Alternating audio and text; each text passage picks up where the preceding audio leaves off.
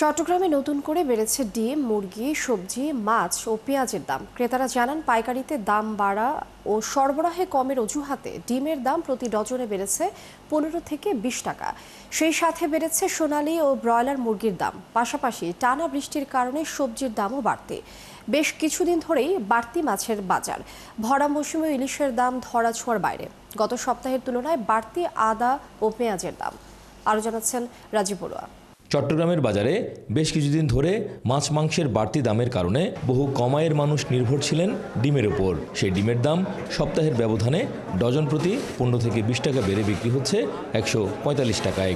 ডিমের ডজন চলতেছে আপনার 145 টাকা, 50 টাকা। আজকে প্রায় 3-4 দিন ধরেই চলতেছে।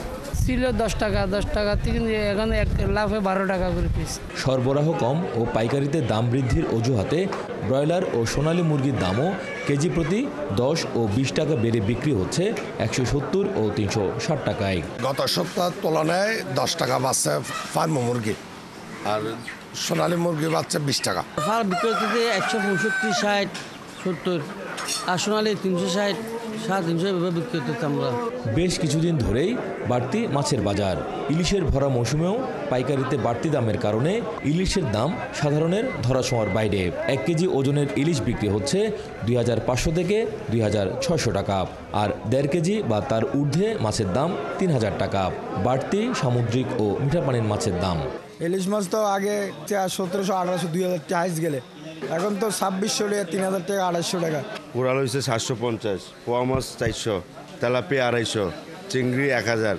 টানা বৃষ্টির কারণে সবজির দামও বাড়তি।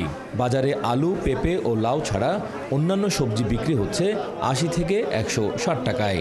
আলু 25 টাকা, পেঁপে 50, বেগুন 160, ঝিঙ্গা 80 টাকা, কাঁকরোল 100, শসা 100 এবং টমেটো কেজি প্রতি বিক্রি হচ্ছে 140 টাকায়।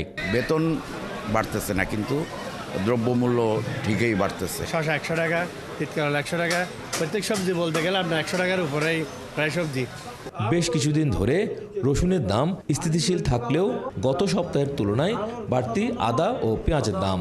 এক সপ্তাহের ব্যবধানে 25 টাকা বেড়ে খুচরা বাজারে পেঁয়াজ বিক্রি হচ্ছে 90 টাকা, আর কেজি প্রতি 50 টাকা বেড়ে আদা বিক্রি হচ্ছে 220 থেকে 240 টাকা। গত সপ্তাহের তুলনায় এ সপ্তাহে আপনার পার কেজি পেঁয়াজ 20 থেকে 50 টাকা করে বাড়ছে। আসলে সরকারের এগুলো কিন্তু মনিটরিং করাটা একান্ত প্রয়োজন বলে আমি মনে করি। ক্রেতারা বলছেন, বাজারে পণ্যের সরবরাহ থাকলেও সে অনুযায়ী দাম নাগালের মধ্যে নেই, কারণ বাজারে নেই ঠিকঠাক তদারকি।